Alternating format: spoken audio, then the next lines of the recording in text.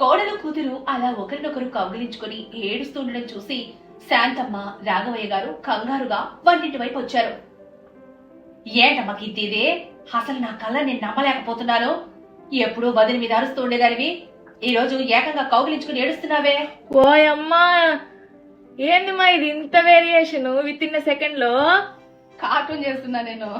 అసలు ఆ characters transformation ఏంటి అసలు, ఎలాగా వింటావా? చెయ్యి మొత్తం 4 క్యారెక్టర్స్ లేడీస్ గొంతులో మారుస్తా. జెంట్ కూడా వస్తుంది, బట్ జెంట్ మనం మార్చేది మళ్ళా చూపిస్తా.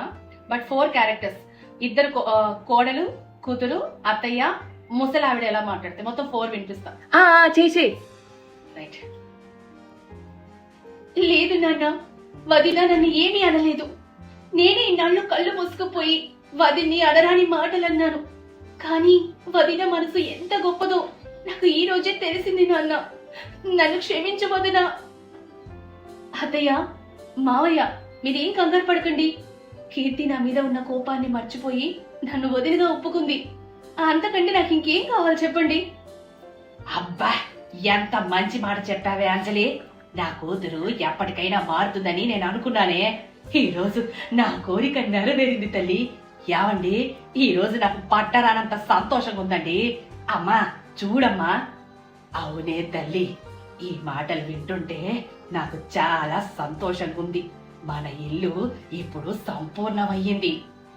సరే సరే, గొడవలన్నీ పోయాయి కదా, ఇక ఏడుపులు ఆపేసి అసలు విషయం ఏంటో చెప్పమ్మకి. ఇది లాస్ట్ లో చెప్పాను కదా, ఆ లాస్ట్ క్యారెక్టర్ వచ్చేసి జెంట్ మావయ్య గారిది. ఫస్ట్ పైన 4 చెప్పినవన్నీ లేడీస్. అసలు ఏమన్నా డిఫరెన్స్ అసలు, ఎలా సాధ్యం ఇది? చిన్నపిల్లలది కూడా లేడీ, చిన్నపిల్లల వాయిస్ కూడా వచ్చేసి అమ్మా అమ్మా అమ్మా అక్కడ చూడమ్మా, రఘు నాతో ఆడుకోమంటే ఆడుకోవట్లేదు. నువ్వేమో డబ్బులు ఇవ్వవు, వాడేమో నా ముందే బాల్ పట్టుకొని ఆడుతున్నాడు. పో, నేను ఎప్పుడు నీతో ఇంకా బజార్కి రాను. ఎప్పుడు కార్టూన్స్ యూట్యూబ్ లో చూడటమే గానీ డైరెక్ట్ గా వినింది ఎప్పుడు లేదు మా.